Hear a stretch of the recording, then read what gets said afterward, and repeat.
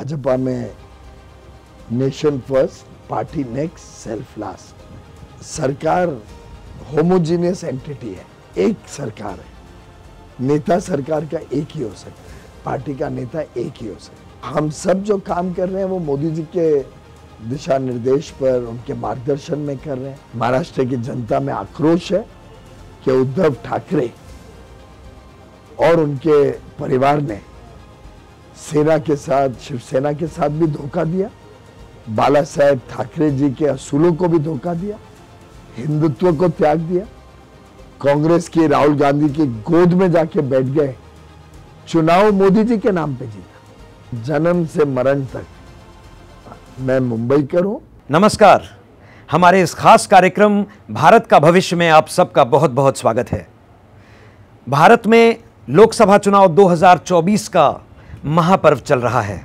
देश की 140 करोड़ जनता अपना वोट देने के लिए तैयार है और भारत का भविष्य सही हाथों में, सुरक्षित हाथों में जाए, इसके लिए द CSR जर्नल कमिटेड है अपनी जनता तक सही, रेलेवेंट, सटीक और अनबायस्ड इंफॉर्मेशन पहुंचाते रहने के लिए। द CSR जर्नल की टीम आज मौजूद है मुंबई के कांदिवली इलाके में और हमारे साथ हैं मुंबई नॉर्थ पार्लियामेंट्री कॉन्स्टिट्यूएंसी से बीजेपी के उम्मीदवार पीयूष गोयल जी। पीयूष जी, आपका बहुत बहुत स्वागत है। You've had a very long, consistent political journey. 40 साल बहुत लंबा वक्त होता है, लेकिन 40 साल लगे जब आपको आपकी पार्टी ने जनता के बीच में उतारा और ये आपका पहला चुनाव है जहां आप जनता के सामने जाकर अपने लिए और पार्टी के लिए वोट मांग रहे हैं।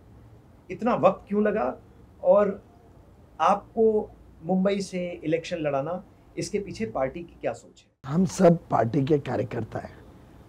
हम जब पार्टी में प्रवेश करते हैं, पार्टी का काम करते हैं, तो कोई निर्धारित नहीं होता कांग्रेस की तरह कि आप किस परिवार से हो और आपका अधिकार है, आपको चुनाव लड़ने मिलेगा नहीं मिलेगा। पार्टी के कार्यकर्ता के नाते भाजपा में nation first, party next, self last, इस फिलॉसफी के साथ हम काम करते हैं। और जब पार्टी उपयुक्त समझे कि हमें चुनावी रण पे उतरना है, जनता की अदालत में जाना है, जहां से भी वो निर्णय ले हमें लड़ना है, हम लड़ने के लिए तत्पर हैं।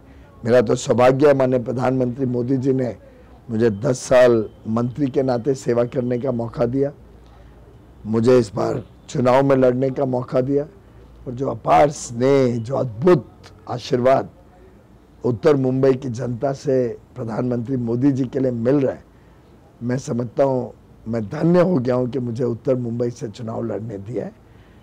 कहाँ लड़ाना वो पार्टी का निर्णय होता है। पर जनता के बीच आकर कैसा एक्सपीरियंस है आपका? कैसा लग रहा है पहली बार इस तरह अपने लिए वोट मांगना जनता से? बहुत ही उत्साह है, बहुत ही खुशी है, मैं आनंद में हूँ और वास्तव में जनता के बीच जाके, उनके बीच रह के, उनके साथ दिन बिता के मैं पिछले 2 महीने में देखता हूं कि मैं खुद भी इवॉल्व किया हूं। मेरी खुद को भी एक परिवर्तन मुझ में भी आने का मुझे एहसास होता है। जी, इस चुनाव में और 2014, 2019 का और 2024 का लोकसभा चुनाव देखिए, बीजेपी के जो भी लीडर्स हैं वो अपने नाम पे या अपने काम पे जनता से वोट नहीं मांगते। सारे लोग एक ही चीज बोलते हैं, मोदी जी को वोट दीजिए, मोदी जी को लाइए। आपको नहीं लगता कि कहीं ना कहीं एक बैलेंस होना चाहिए जहां कैंडिडेट अपने काम की बात करे, अपने व्यक्तित्व की बात करे, बजाय सिर्फ मोदी जी की बात करने के? देखिए, ये सरकार होमोजीनियस एंटिटी है, एक सरकार है। नेता सरकार का एक ही हो सकता है, पार्टी का नेता एक ही हो सकता है। और हम सब जो काम कर रहे हैं वो मोदी जी के दिशा निर्देश पर, उनके मार्गदर्शन में कर रहे हैं। मैं सिर्फ अपने कामों की बात करूं तो जनता तक कैसे पहुंचाऊंगा कि हमने शिक्षा में कितना अच्छा काम किया है, क्योंकि मैंने वो विभाग तो देखा नहीं है। विदेश नीति में इतना अच्छा काम किया है, क्योंकि मैंने वो तो देखा नहीं है।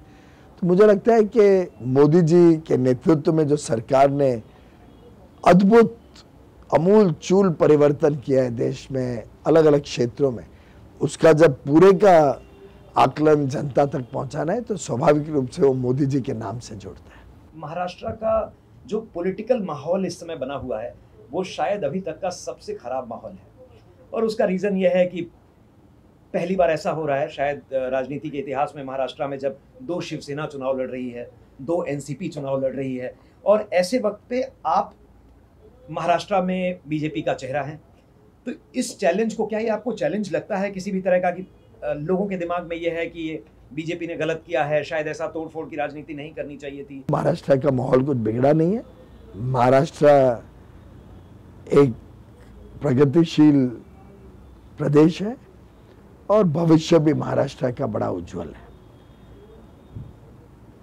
मुझे लगता है अगर किसी के साथ सहानुभूति है तो वो प्रधानमंत्री नरेंद्र मोदी और देवेंद्र फडणवीस के साथ। महाराष्ट्र की जनता में आक्रोश है कि उद्धव ठाकरे और उनके परिवार ने सेना के साथ, शिवसेना के साथ भी धोखा दिया, बाला साहेब ठाकरे जी के असूलों को भी धोखा दिया, हिंदुत्व को त्याग दिया, कांग्रेस की राहुल गांधी की गोद में जाके बैठ गए, चुनाव मोदी जी के नाम पे जीता।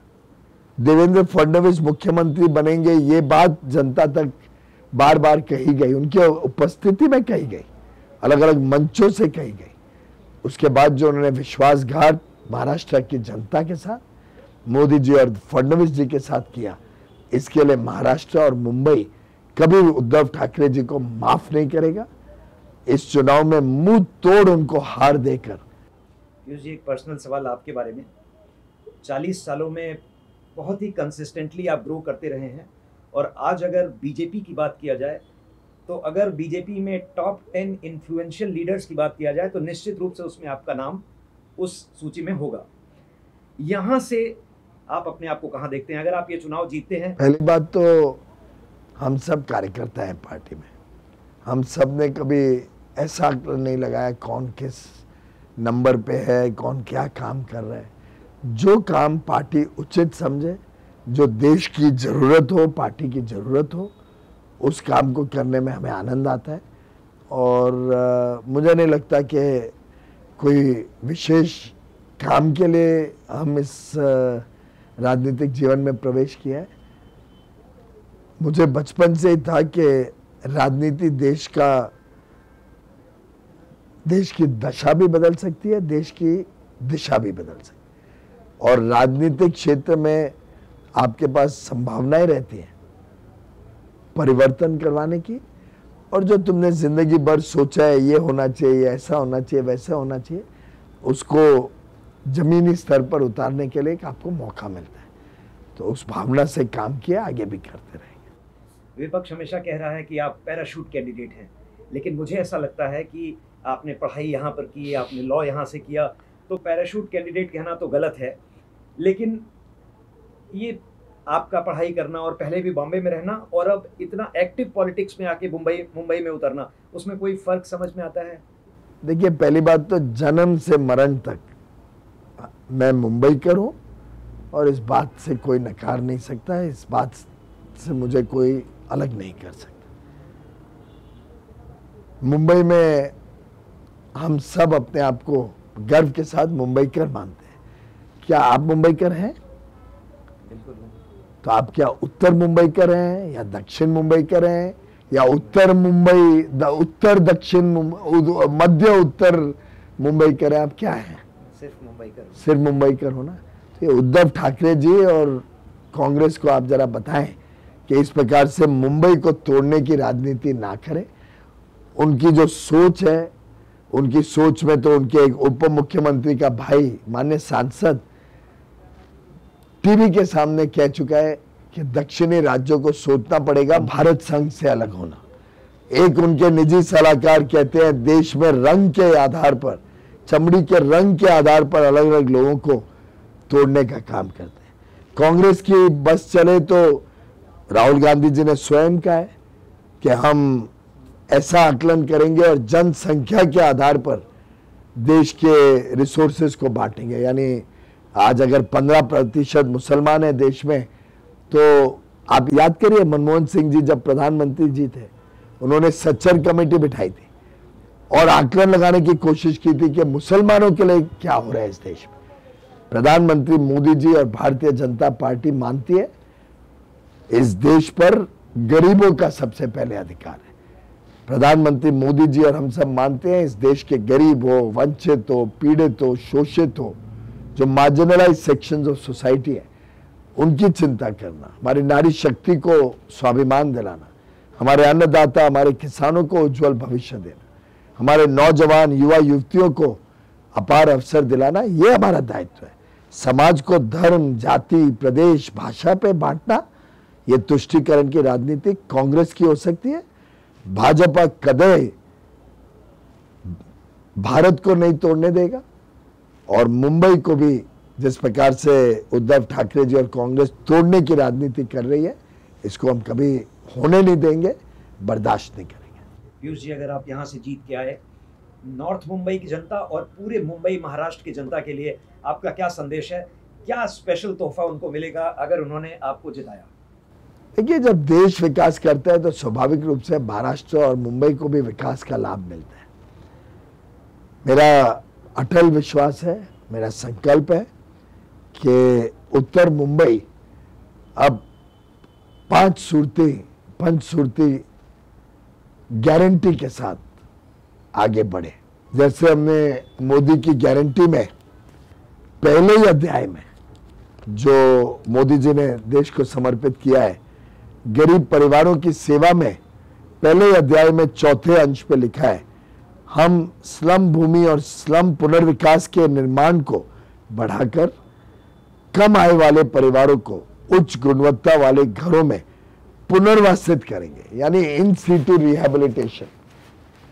स्लम ड्वेलर्स का हो, झुग्गी झोपड़ी में रहने वाले कम आयु के परिवारों का हो, और अच्छी गुणवत्ता वाला घर मिले जिससे उनके बच्चों की, उनके आगे आने वाली पीढ़ियों की परवरिश अच्छी हो सके, इसको हम बल देंगे।